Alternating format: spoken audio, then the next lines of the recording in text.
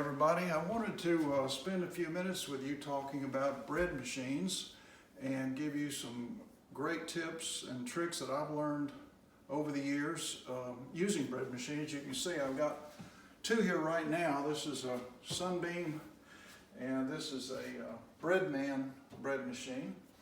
And you'd say, well, why does somebody need two bread machines? And that's a good question, but the reasons I'm leaving this video for you is I am sort of a bread machine nut. At one time I had 16 different bread machines in the house.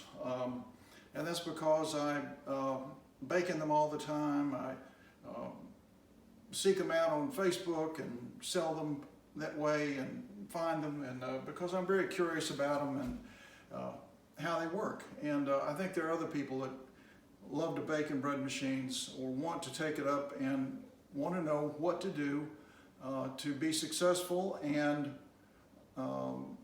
avoid problems in baking, like over rising or not mixing properly, or ingredients going everywhere, that kind of thing. So these are some basic things that I've learned about bread machines that I wanted to share with you.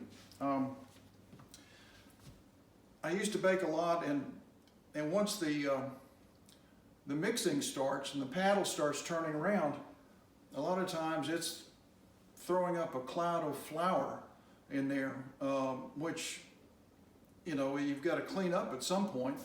You don't want to just leave it on the inside of the lid or inside the machine, because that thing's really agitating and it can make up a pretty big dust cloud of flour. So what you want to do is get your bread pan out and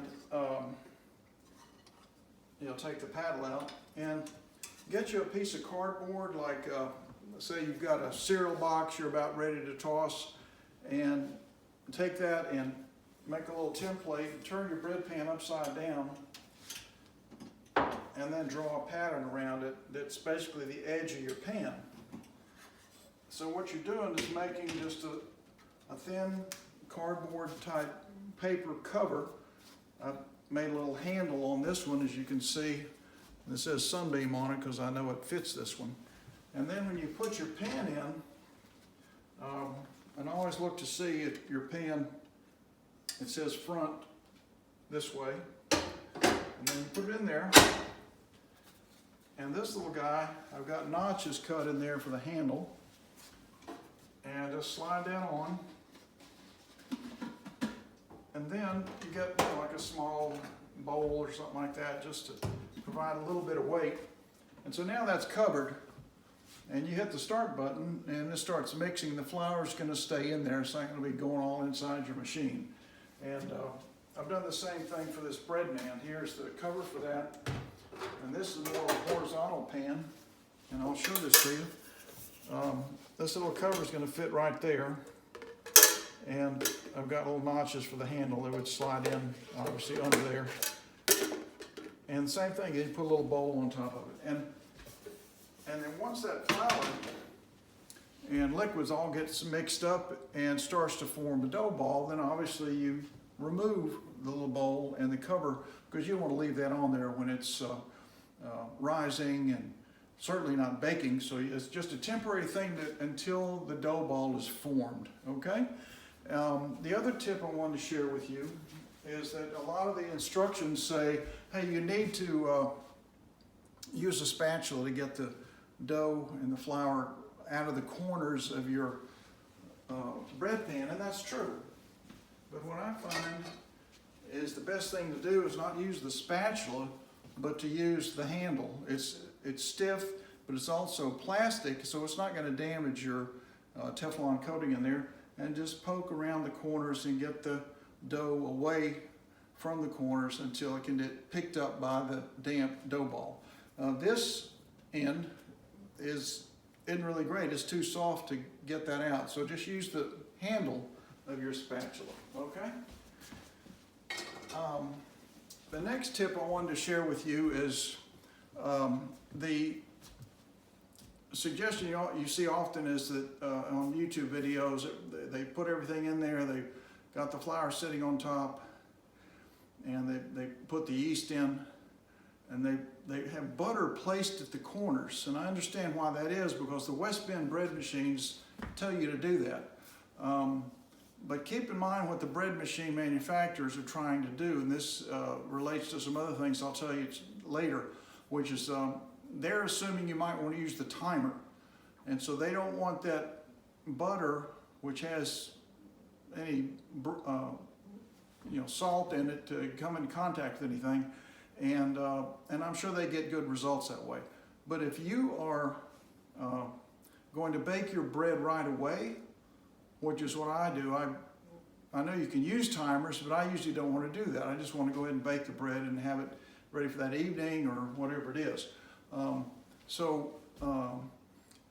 The butter is just a source of fat, and you can use anything. You can use butter, you can use oil, you can use safflower oil, sunflower oil, canola oil, grapeseed oil, corn oil, whatever you like, whatever's in your cabinet, whatever you prefer. It's not rocket science. It's just a small amount anyway, and it's just a source of fat to make your dough ball behave the way it's supposed to and taste the way it's supposed to. So use your favorite thing, but I would put that in the liquid portion. That's what I do that's different, okay? So let's say I'm using, I'm making standard white bread. So I put my warm water in, which should be about 80 degrees. You can put that in your microwave, hit it for about 30 to 45 seconds. Use a temperature probe, a meat probe, that kind of thing, to make sure it's about 80 degrees. So you pour that in there, and then you add your oil there, okay? There's no oil or butter put on top of the flour. You don't have to do that. You can put your butter in the bottom if that's what you want to do. So you got all the ingredients in the liquid portion, like your salt for sure, the oil. The only thing you want up top is the flour and then the yeast.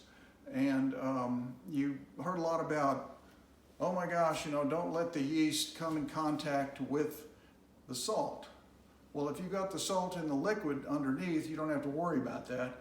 And the other thing is, keep in mind, again, what they're worried about, the timer, people using the timer and having their yeast come in contact with the salt. But if you're going to make your bread right away, that's not an issue. So you don't have to make a well in the flour like they tell you to do. If you're getting ready to put all your ingredients in and hit the start button, that's all going to be mixed up in just a minute or two anyway. So if you think about it, that doesn't really make sense to worry about the placement of the yeast as long as you're getting ready to bake your bread right away. You just put all your ingredients in, do the flour, and then just pour your yeast on top and hit the start button.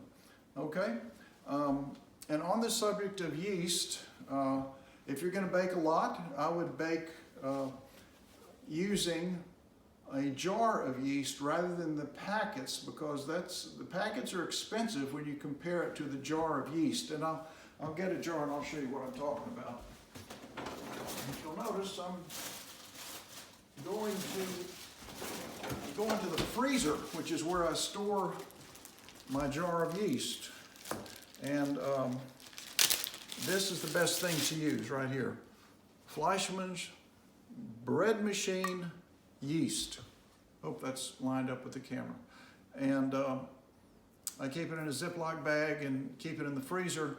And once you put it in your bread machine, within a minute or two, it's going to get warm from the warm water and the other ingredients in there. So economically, if you're going to bake a lot, buy the jars of yeast. Let me put this back in the freezer. All right, and get my reading glasses on here. Once you've started baking or mixing and kneading and everything, you want to remove that. And if you want to see what's going on, once your machine is got any of the heat on, in other words, to the final rise, you don't want to be peaking. You can peak while it's mixing in the early stages, and while it's resting in the early stages, but once the final rise starts where the heat is on, causing it to really expand, or certainly during baking, you don't want to be raising this lid because you're going to affect the performance of that loaf. So leave that down. If you want to look and see what's going on during the heated rise and the heated baking, just get you a flashlight and look through your little window if you've got one. Okay? And the other thing I want to share with you is programming. If you make a programming mistake on your machine, like let's say I have set it for a regular loaf and I choose sweet bread, and I hit the start button, but I realized that, oh, I hit the sweet bread by mistake. I didn't want that. I wanted French bread. Then you just hit the stop button and just start over. Even if it started mixing, you know, at that stage you can still stop it and choose the program you want.